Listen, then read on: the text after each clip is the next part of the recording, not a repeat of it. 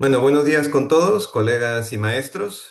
Soy el doctor Conrado Enrique Castro Velasco, residente de segundo año de oftalmología, y el día de hoy se me ha encomendado impartir la clase de síndromes estrábicos especiales.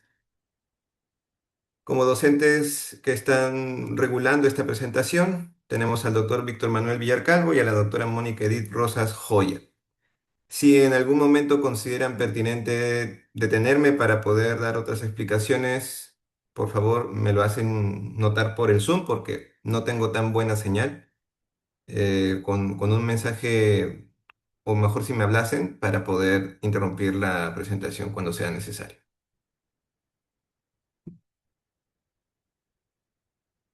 Ahí está. En cuanto al índice, definiremos qué son los síndromes estrabólicos especiales en general y nos centraremos en el síndrome de Duane, de Brown y el de Mobius. Déjeme mover esto aquí. Ahí está. Perfecto. Los síndromes estrábicos especiales son de por sí cuadros clínicos de estrabismo que aparecen de forma secundaria a la alteración de las ducciones por restricciones mecánicas o irregularidades en la inervación. Con respecto a su epidemiología, de por sí estos cuadros son muy poco frecuentes y representan solo el 2% de todos los tipos de estrabismos. Esto ya lo había mencionado en la presentación anterior, la doctora Dania, y acá se expone sobre las endotropias, su clasificación, las exotropias, su clasificación y de otros tipos que son menos frecuentes, de los cuales nosotros podemos ver ahí en los estrabismos restrictivos los dos síndromes de los que vamos a hacer mención, que es el síndrome de Duane y el síndrome de Brown.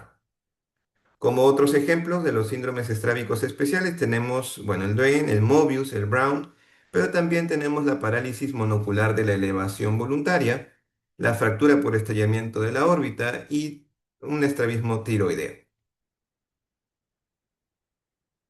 Ahora sí, pasando con el síndrome de Duane. El síndrome de Duane es el más frecuente de los estrabismos especiales. Dependiendo de la bibliografía, en algunas fuentes bibliográficas encontré que el primero en describir este trastorno fue Stilling en 1887 y en otros encontré que fue Hugh en 1879. Independientemente de ello, pasaron varios años y en el año 1905 se presentó una serie de casos, de aproximadamente 54 casos, por Duane y sus colaboradores, definiendo la terminología del síndrome de Stilling-Turk-Duane, que más adelante pasó a conocerse también como el síndrome de retracción de Duane, más actualmente. Respecto a su definición global, se le define como un trastorno congénito caracterizado por oftalmoplejía horizontal no progresiva y sin tosis. En relación a su epidemiología, la prevalencia es 1 de cada 1000 en la población general. Se refiere que hay mayor frecuencia en el ojo izquierdo, afecta más a pacientes de sexo femenino, entre un 60 a 69%, dependiendo de la bibliografía, y se considera el 4% de todos los estrabismos. A lo largo de esta presentación encontrarán texto resaltado de diferentes colores, especialmente el rojo es la información a la cual yo quiero que le tengan o prestar especial atención. Y es justamente acá que es el tipo más común de inervación ocular aberrante congénita. Ahorita vamos a dar un poquito más sobre la explicación al respecto. Y el 80% de los casos son unilaterales. Entonces, profundizando sobre su definición, sobre su concepto general, el síndrome de retracción de Duane es una variante restrictiva que se presenta desde el nacimiento. Y el concepto clave es que se caracteriza por una cocontracción de los músculos rectos medial y lateral debido a la inervación anómala de los músculos del músculo recto lateral durante la embriogénesis. En la imagen se muestra que la paciente al intentar mirar a la derecha realiza abducción del ojo derecho y al realizar la aducción del ojo izquierdo ocurre una retracción del globo ocular, disminuyendo lo que es la hendidura palpebral, y esto se traduce básicamente por el conflicto que se da del músculo recto medial con el recto lateral por la inervación. Esto ahorita lo eh, vamos a explayarnos un poquito más al hablar de la fisiopatología.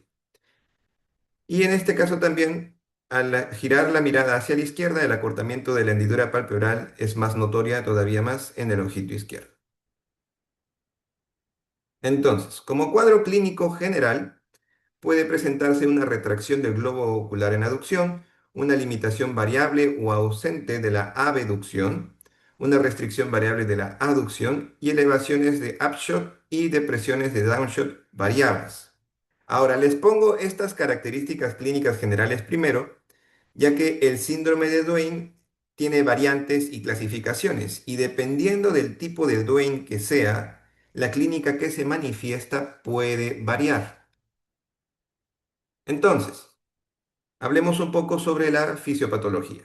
Existen múltiples teorías que discuten sobre el real origen del síndrome de Duane, de las cuales son predominantes tres vertientes: la teoría miogénica, la teoría genética y la teoría neurogénica, las cuales de por sí, según lo que he podido leer, no es que sean excluyentes unas de otras, sino que puede considerarse como multifactorial entre todas ellas. Todas las teorías de por sí concluyen que el síndrome de retracción de Duane es probablemente un espectro tanto de trastornos mecánicos, anatómicos, genéticos e inervacionales de los músculos extraoculares. Entonces, brevemente hablando sobre la teoría miogénica, se estipula que el síndrome de Duane puede producirse por alteraciones mecánicas como resultado de la presencia de bandas faciales, como se muestran aquí en la imagen. Esta es la disección y la separación de una banda con el recto lateral en una cirugía. Y estas bandas actúan como si fuera una correa y causan limitación del movimiento ocular. También se ha documentado que pueden haber contracturas o acortamientos musculares, así como casos con inserciones anómalas, o también casos en los que se presentan rectos laterales bífidos, que están partidos a la mitad, o cambios hipoplásicos del músculo recto lateral. Pasando ahora con la teoría genética, también se han valorado reportes de casos en las que familias enteras están afectadas por el síndrome de Duane, y se encontró que podría ser relacionado con la mutación en el locus durs en el cromosoma 2, brazo largo 31.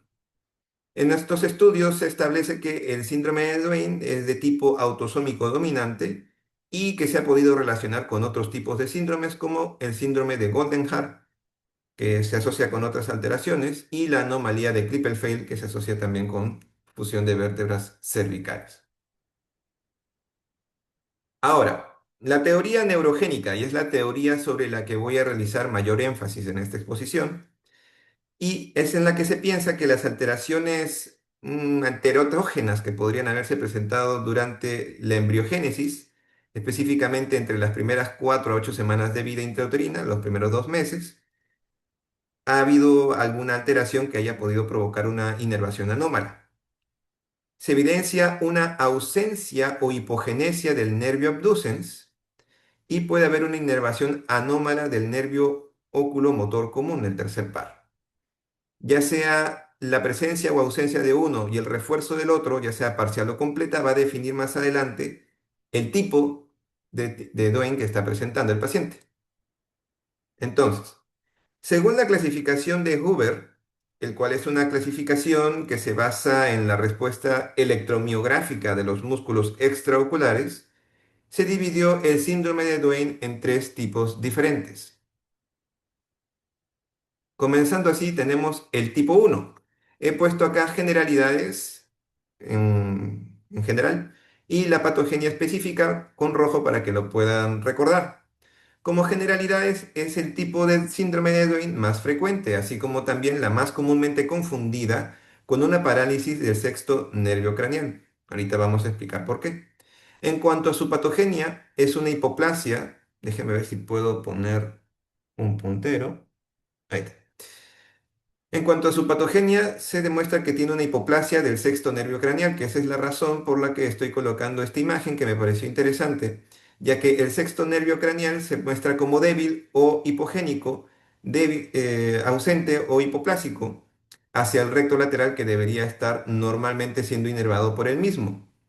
Y más bien, de la inervación normal, noten la intensidad de la línea negra normal hacia el recto medial, sale una coinervación parcial, ligeramente, ¿no?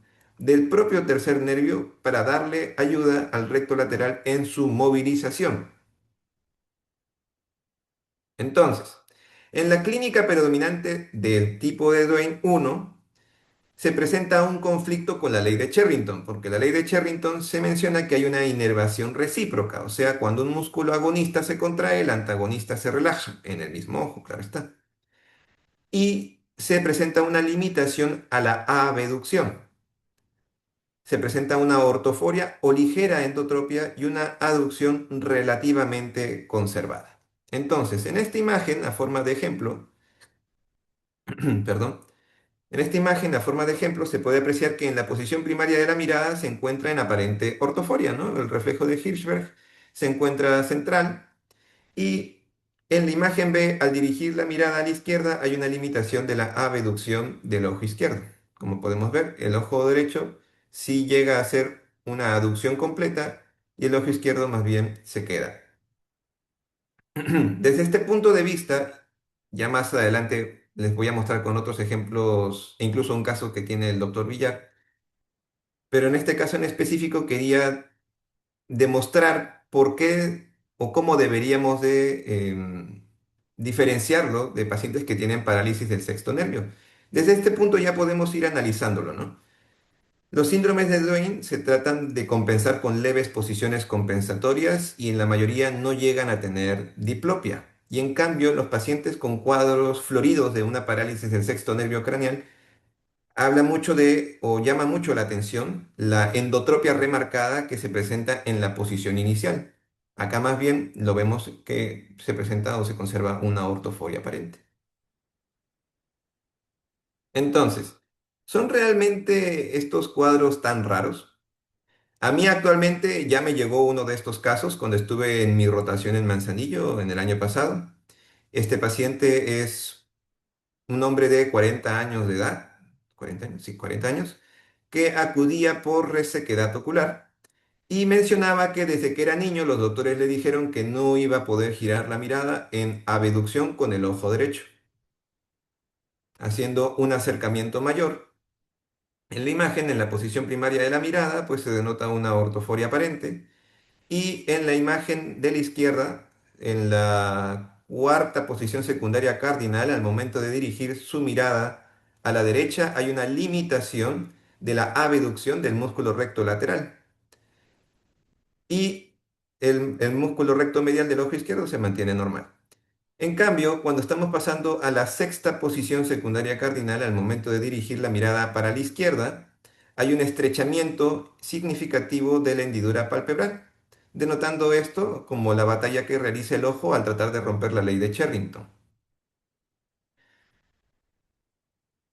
Ahora, en este caso también, este es otro ejemplo, este es un ejemplo de pacientes que trajo el doctor Villar en su consultorio y presentamos también una ortoforia aparente.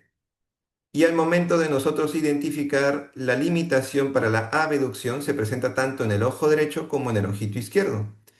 Y se denota también el acortamiento de la fisura palpebral tanto del ojo izquierdo como del ojo derecho. En este caso es un síndrome de Duane de tipo 1, que si bien había dicho en un primer momento son el 80% unilaterales, este es un caso de un Duane tipo 1 bilateral.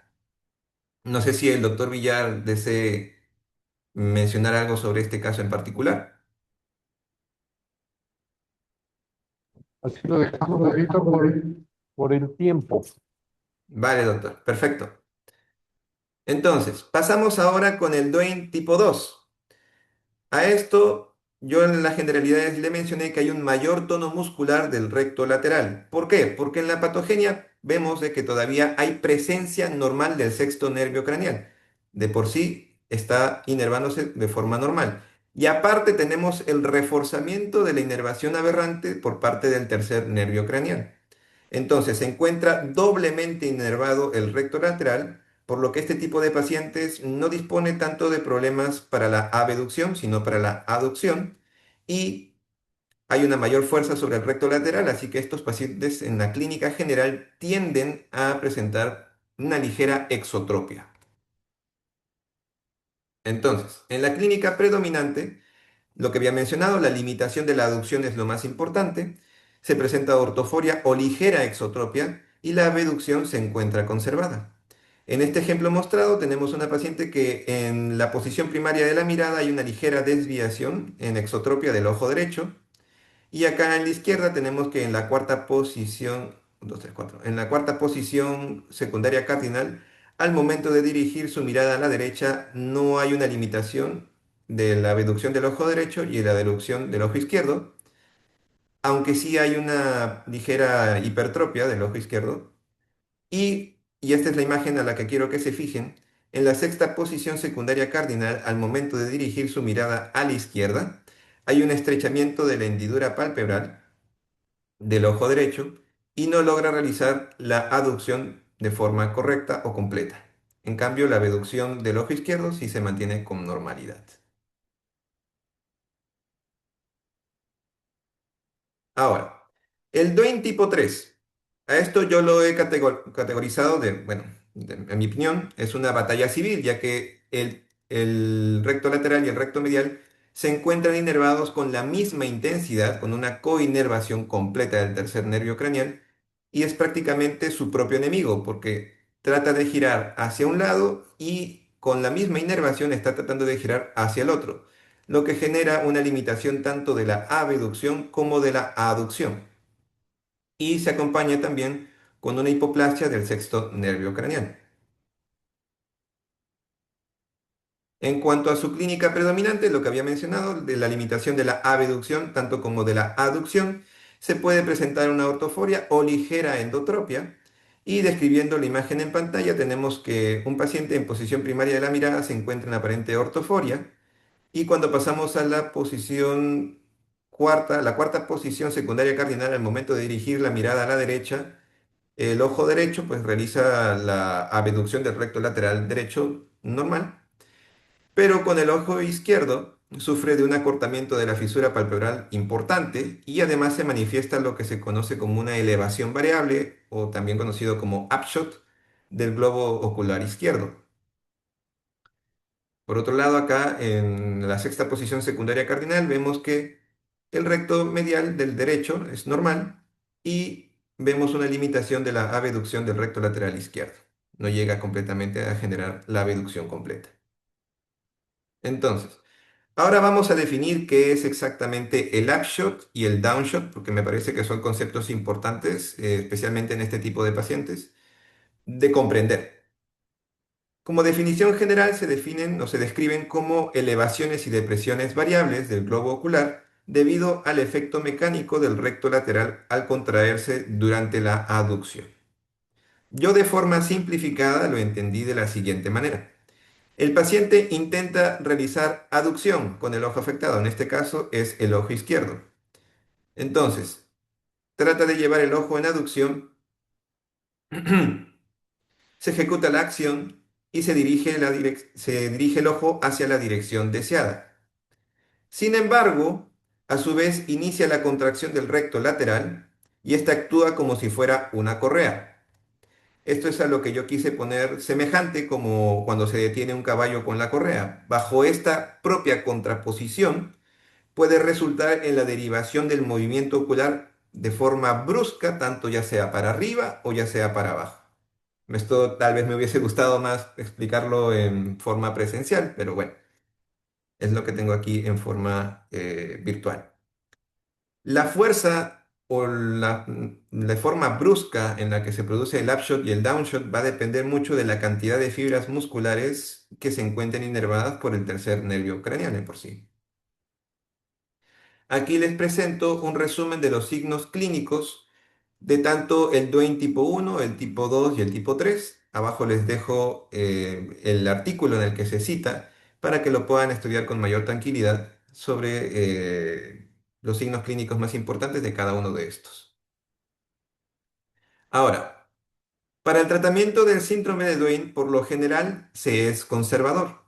Los pacientes presentan en este tipo de casos en posición primaria de la mirada, como habrán visto, Ortoforia o ligera desviación, ya sea hacia endotropia o exotropia, lo cual muchas veces se regula con una ligera compensación posicional. Esto lo quise ejemplificar aquí en esta imagen. Como se aprecia, regularmente al producirse la desviación del globo ocular, en este caso el ojo izquierdo, el derecho gira ligeramente hacia el mismo lado sobre donde está afectado para coincidir en la binocularidad. Y esto hace que provoca, o provoca para poder, provoca que puedan alinear y esto se preserva, hace que se preserve la sensorialidad binocular normal y por lo general no suele haber ambliopía. Sin embargo, cuando giran la mirada hacia un lado y corrigen para tratar de mirar hacia el frente, el paciente gira normalmente la cabeza en dirección hacia el lado del ojo afectado. Ahora, ¿cuándo valorar un abordaje quirúrgico para el síndrome de Duane? En general, si los pacientes presentan desviación ocular importante, si la rotación de la cabeza es prominente, si hay una retracción ocular en la aducción, si hay disparos verticales, si hay limitación en la aducción o limitación en la abducción. Ahora, el tipo de intervención que se podría realizar sería siempre valorando primero con previa valoración de los músculos extraoculares mediante la prueba de deducciones forzadas. Esto con el fin de nosotros identificar si el problema es un problema de origen mecánico o de origen neurosensorial. Respecto a la cirugía, en la literatura se describe que la recesión, o también conocido como debilitamiento del músculo recto medial en el lado afectado o ya sea en los dos lados, es la técnica más utilizada para corregir la desviación de la posición primaria de la mirada. Sin embargo, la abducción no mejora con este procedimiento. Pasamos ahora con el síndrome de Brown. El síndrome de Brown fue primera vez descrito por Brown en 1950 y se le brindó el nombre de síndrome de vaina del oblicuo superior. Este se define como un trastorno mecánico del complejo tendón trócleo. Y el hallazgo clínico principal es la restricción de la elevación a la aducción. Este es el dato más importante que deseo que recuerden para el síndrome de Brown. En sí es una restricción mecánica del tendón del músculo oblicuo superior y esto hace que se confunda muchas veces con una parálisis del oblicuo inferior. En cuanto a su epidemiología, es uno de cada 450 casos de estrabismo. Para hablar de su fisiopatología, se pueden presentar de forma primaria o congénitas y secundarias o adquiridas. Las formas primarias se presentan en los primeros meses de vida y generalmente tienden a mejorar a través del crecimiento, hasta prácticamente no verse cuando ya son adultos. Y generalmente tenemos casos con tendones cortos, que hay una vaina normal o una troclea rígida. En cambio, en las formas secundarias o adquiridas se pueden presentar a cualquier edad y son provocadas por anomalías adquiridas en ese momento, como pueden ser inflamaciones, como la trocleitis, la tenosinovitis, traumas o cirugías en el ojo. Ahora bien, para entender la clínica del paciente debemos repasar brevemente sobre la función y anatomía del músculo oblicuo superior y del oblicuo inferior. Esta diapositiva probablemente la recordarán de la exposición que realicé el año pasado de músculos extraoculares, definiendo que las funciones del músculo oblicuo superior son tanto de intorsión, depresión y abducción como función primaria, secundaria y terciaria, y el oblicuo inferior de extorsión, elevación y abducción como primaria, secundaria y terciaria también, respectivamente. Ahora bien, debemos recordar que el músculo oblicuo superior dispone de dos tipos de orígenes. Habíamos mencionado que había un origen anatómico, que era justamente donde sale del vértice de la órbita, y había un origen funcional, que es a partir de donde sale la tróclea, a partir de la tróclea en esa dirección hacia el ojo. Para que el ojo se mantenga regularmente en la posición primaria de la mirada, el eje muscular y el eje visual no coinciden en sí. Hay una separación de unos 54 grados. Y es por eso que se manifiestan tanto la función de elevación, de intorsión y de abducción. Ahora, cuando el ojo está en aducción, ambos ejes se alinean y pierden las funciones primarias y terciarias, que era lo que habíamos mencionado en la anterior diapositiva. Y esto hace que únicamente se queden con la capacidad de elevación y depresión cuando estos ejes coinciden, ya sea la elevación por parte del oblicuo inferior y la función de depresión por parte del oblicuo superior. Entonces, en esta imagen traté de ejemplificar un poquito mejor sobre el movimiento normal que realiza el ojo. Si realizamos una vista superior y realizamos un corte transversal a la cavidad orbitaria, tendremos que la flecha morada señala la dirección del eje visual que habíamos mencionado antes y que ahora se alinea con el propio eje muscular. Al realizar su acción, el oblicuo inferior, no, este es el oblicuo superior, pero el oblicuo inferior está abajo. Pero cuando el oblicuo inferior realiza su acción, se realiza la elevación de la mirada cuando el ojo está en aducción. Para ello, el tendón del oblicuo superior debe de elongarse, tiene que ceder. Entonces, a través de la propia tróclea, debería de ceder el movimiento para atrás para que el ojo pueda dirigir la mirada hacia arriba, como podemos ver con las flechas verdes. Es justo aquí donde el propio cuadro del síndrome de Brown se aprecia, ¿no? Porque se da una limitación o un fenómeno restrictivo a nivel troclear que impide que se dé una elevación apropiada del ojo y hace notar como si hubiese una aparente debilidad del músculo oblicuo inferior. Respecto a su clínica, hay una limitación de la elevación en la aducción, que es lo más importante que quiero que recuerden respecto al síndrome de Brown.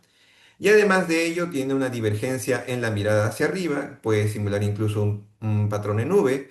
Hay disparos verticales hacia abajo durante la aducción y puede presentar lo que es conocido como el clic troclear. Este se define en la literatura que es como un chasquido palpable y a veces incluso hasta audible que se produce al movilizar el ojo. Y es debido generalmente al paso brusco del tendón del oblicuo superior a través de la tróclea. Ahora, les puse este ejemplo, es un ejemplo de un caso clínico de síndrome de Brown publicado por un hospital griego, en el que tenemos a una paciente que en la posición primaria de la mirada presenta una ortoforia aparente y en la primera posición terciaria cardinal aparece una movilidad normal del músculo recto superior del ojo derecho y también del músculo oblicuo inferior del ojo izquierdo. En la segunda posición secundaria cardinal se aprecia aparente leve hipofunción en comparación al ojo izquierdo del ojo derecho, una hipofunción que sería del músculo oblicuo inferior derecho en su función abductora. Y en la tercera posición terciaria cardinal ya se denota con mayor claridad una aparente hipofunción del oblicuo inferior derecho, que ya podría ser categorizado como hasta en un -3, por la incapacidad de poder elevarlo más. Y acá es cuando uno puede entrar en duda, ¿es realmente una debilidad o es una paresia? ¿O es un síndrome de Brown? En este caso sí se llegó a comprobar que había una restricción mecánica a nivel troclear del tendón del oblicuo superior derecho. Pasando ahora con otro ejemplo, este es un paciente de la consulta del doctor Villar y de lo que quería mencionar es en la posición primaria de la mirada se aprecia una aparente ortoforia. En cambio, en la cuarta posición secundaria cardinal se aprecia que la función abductora del músculo recto lateral del ojo derecho está conservada y notamos que hay una hipotropia importante del ojo izquierdo en cuanto a su posición.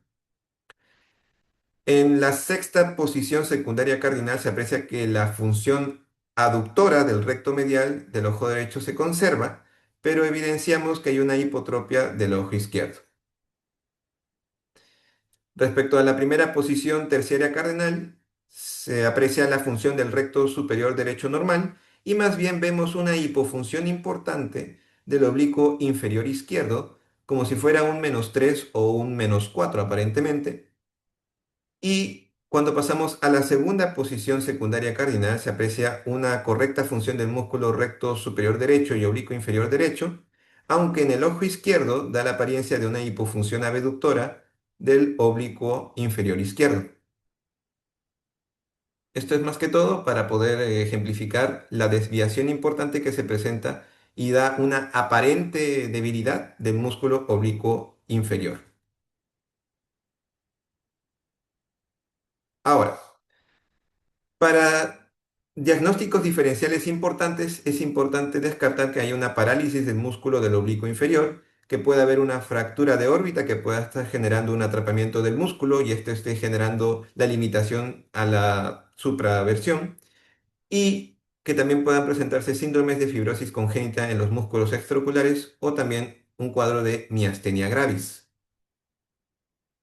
Para el tratamiento en general, los casos congénitos es puramente observación, no suelen requerir un tratamiento quirúrgico de por sí, y hay pocos casos también en los que puede haber una mejoría espontánea al final de la primera década.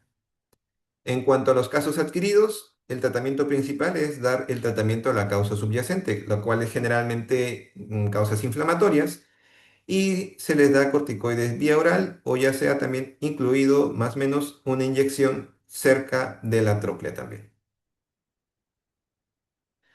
En cuanto al abordaje quirúrgico, se podría considerar en aquellos casos con una hipotropia en posición primaria, una posición anormal significativa de la cabeza, una diplopia significativa, un descenso significativo en la aducción, una binocularidad comprometida y el dolor orbitario significativo o dolor con los movimientos oculares.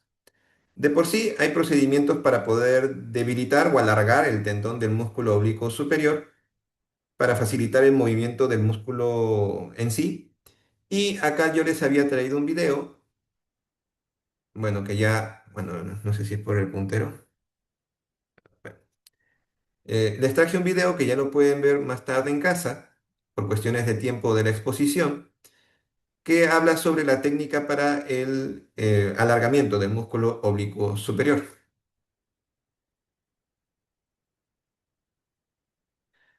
En cuanto al síndrome de Mobius, que es el tercero y último que vamos a revisar el día de hoy. Fue descrito por primera vez por von Graf en 1880 para luego ser revisado y redefinido entre 1880 y 1892 por Mobius. Su definición, y es lo que quiero que también tengan en cuenta para esta parte del síndrome de Mobius, es que es un trastorno congénito raro caracterizado por la parálisis de los nervios craneales tanto del sexto como del séptimo. En su epidemiología he encontrado que es muy variable dependiendo del área geográfica y por lo menos aquí en México, de lo que he podido encontrar en la bibliografía, se estima que puede ser aproximadamente uno de cada 500.000 nacidos vivos. Respecto a la fisiopatología, se presentan múltiples teorías también y se disponen de dos vertientes principales que vendría a ser la teoría genética y la teoría isquémica. En cuanto a la teoría genética propuesta por Kremer y Versigil, se identifican las secuencias de Mobius localizados en los cromosomas 13, 3 y 10. Sin embargo, no se han identificado que estos patrones sean un constante en todas las familias de las personas afectadas, así que esto todavía se encuentra en estudio.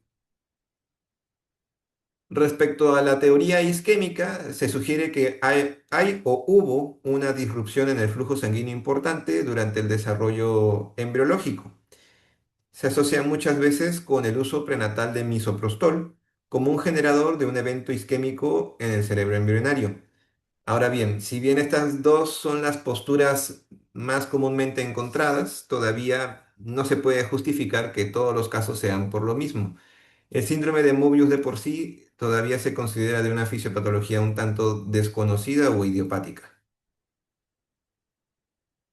Ahora, relacionado con la clínica, las características clínicas generales es que hay una falta de movilidad de la musculatura facial, una inexpresividad importante por la parálisis facial que presentan estos pacientes y también presentan hipotonía y malformaciones musculoesqueléticas.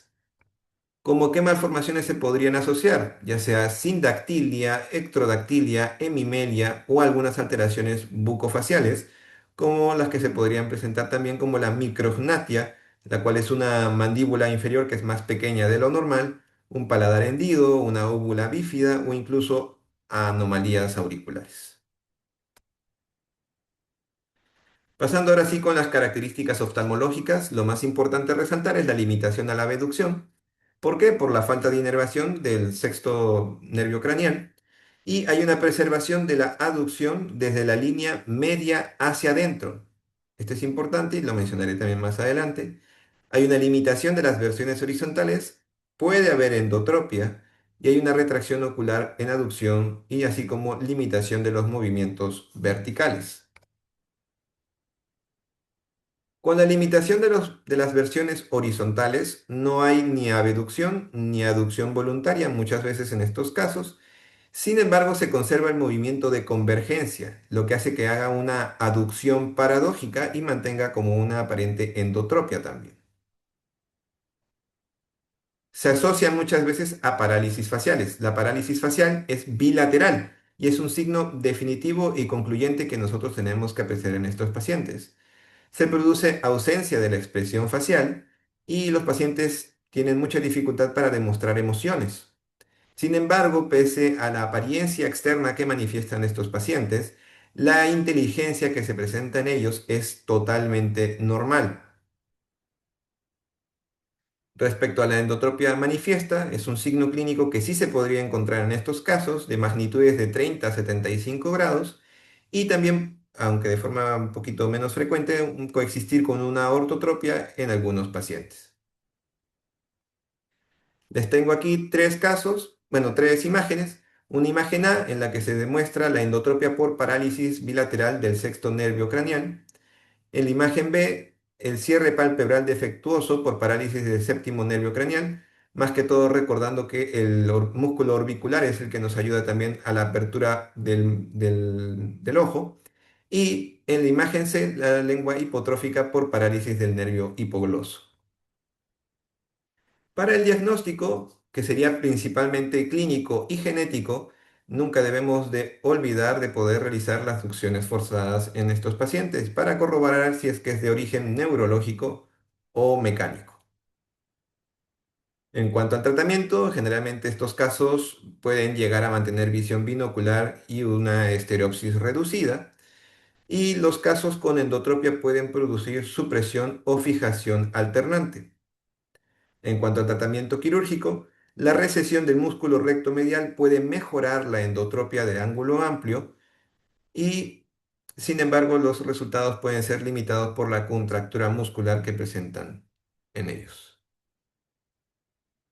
Ahora bien, les traigo para finalizar esta exposición, con mi parte por lo menos, mostrarles un caso de síndrome de Mobius documentado por el doctor Villar en su servicio. Acá tenemos la imagen corporativa, la imagen corporativa del paciente y su papá del 18 de febrero del 2022. Estas imágenes fue de lo que pude encontrar en su expediente clínico, que fueron aproximadamente fotos del 17 de diciembre del 2015, en el que se describe un síndrome de Mobius con una endotropia del ojo derecho. Si bien se notará que hay una aparente ortoforia. Y esto más adelante lo veremos con el test alternante en un pequeño video que agregué al final de la exposición para que puedan visualizar de mejor manera la desviación de la endotropia del ojito derecho. Y esta de acá es la foto, la última foto de la última consulta que se obtuvo, que fue el 14 de agosto del 2025, en el que se identificó que ya padecía de un síndrome de Mobius con una endotropia acomodativa no refractiva degenerativa con un patrón en V, también preservando acá la aparente ortoforia. Y lo que quiero que denoten es justamente la limitación tanto para la abducción como aducción, tanto en la cuarta como en la sexta posición, Carlos. Y acá les traigo la prueba dinámica para que puedan ver. Ojalá si me permitan, voy a cambiar el puntero. Ahí está. Para que puedan visualizar, fíjense más que todo en la posición que va a presentar el ojito derecho.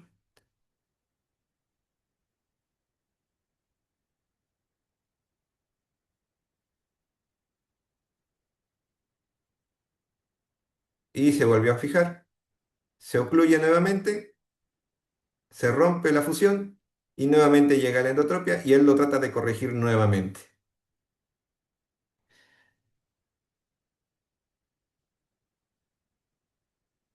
Bueno, ya les dejo ese video para que lo puedan ver con más tiempo en casa.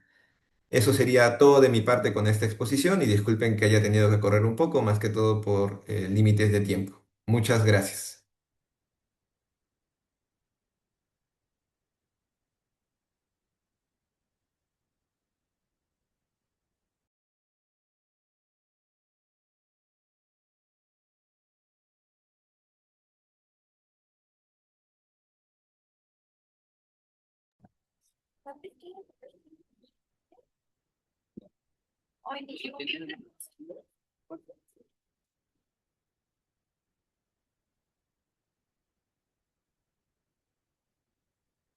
Y esta madre sí es así, ¿no?